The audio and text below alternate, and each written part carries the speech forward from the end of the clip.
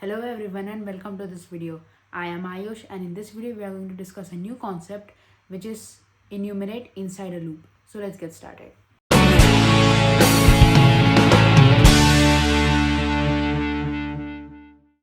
So in our last video, as you know, we have already discussed about the loops. Let's rewind back. And you can see we were discussing about the for loops and now two more concepts to finish this for loops concept, and then we are going to move on to while loops. So now today we are going to discuss about the enumerate function. So here you can see for loops and here you can see many options.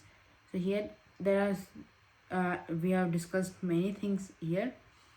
So today we are going to discuss about the enumerate function. So what do we mean by that? So now enumerate means that, let me paste it here. So now this is a whole comment, so Python will not consider this line. Enumerate allows us to loop over something and have an automatic counter. So what do we mean by that? Let's rewind back a little bit and copy this and paste it here. Now you can see this is the same thing which we discussed in the last video. We have created a list and we have added a few fruits. So here you can see apple, watermelon, orange, blueberries and mangoes. So now here you can see enumerate allows us to do an index and a name. So here it means that apple has the index of 0 as we know already. Next it will be 0 apple. Next watermelon, 1 watermelon, 2 orange, 3 blueberries, 4 mangoes. Basically the index, and here next it will come the this whatever value we have kept. So now let's run this once and it's run successfully.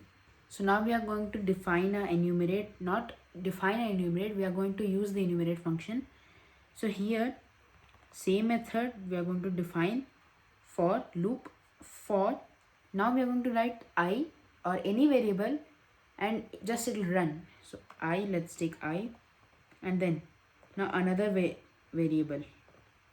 So now this I will just run, just it will complete the loop, go back and complete it in a sequence. But this element is the actual fruit which you are going to get. So for I element, so we are going to write here for I element. As we know already, I is the number and here element will come as the fruit. Here we can see the fruits. Now next we are going to write for I in my loop in enumerate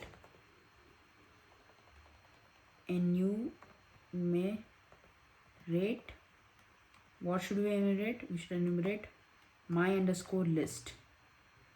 Let's give an enter, we're going to colon and then enter, and then here we're going to write the body which is print I and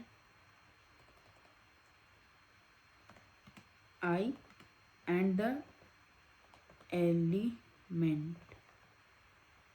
So now here we're going to run the for loop and then I, which will basically run, and then element in enumerate my list print I element. So now let's run this, and here you can see 0 apple, 1 watermelon, 2 orange, 3 blueberries, 4 mangoes. Basically the index and its value. Here you can see. So now we are going to discuss an example. We are going to take a new example and we are going to do it in a deep. Now we are going to take a quick example to end up this video. So now let's go back. In our last video we have already discussed in the for loop this part. For I in apple print I. So here it printed the single things.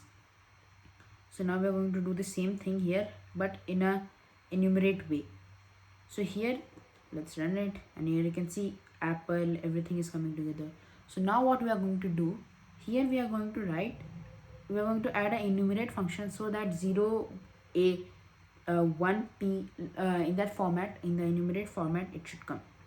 So in order to do that we are going to write it in space for I and element in enumerate. Now what we are going to enumerate? We are going to enumerate the apple. Next, here enter print I and the element both together. Run it. Here you can see 0a, 1p, 2p, 3l, 4d. So this is a enumerate way how can you do in a single letter, single word.